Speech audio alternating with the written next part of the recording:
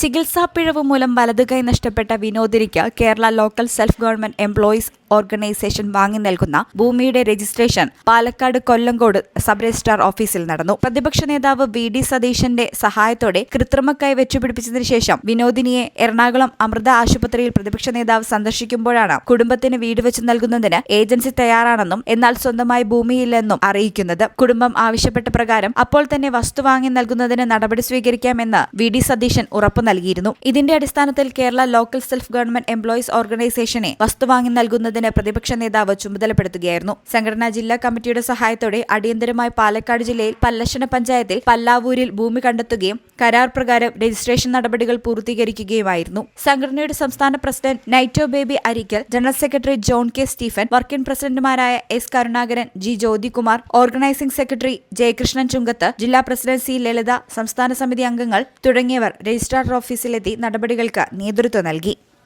അതിൻ്റെ കാര്യം ഞങ്ങൾ സതീശൻ സാറിനോട് പറഞ്ഞപ്പോൾ കയ്യിൻ്റെ കാര്യം സാറ് നമുക്ക് ശരിയാക്കി തന്നിട്ടുണ്ടായിരുന്നു.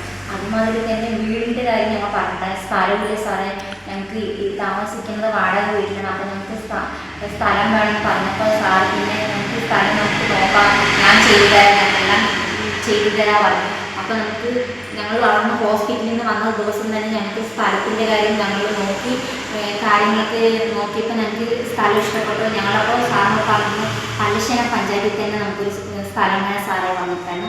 അപ്പോൾ സാറ് പഞ്ചായത്തിൽ തന്നെ നമുക്ക് നോക്കി തന്നു. ഈ ചാനൽ പാലക്കാട്.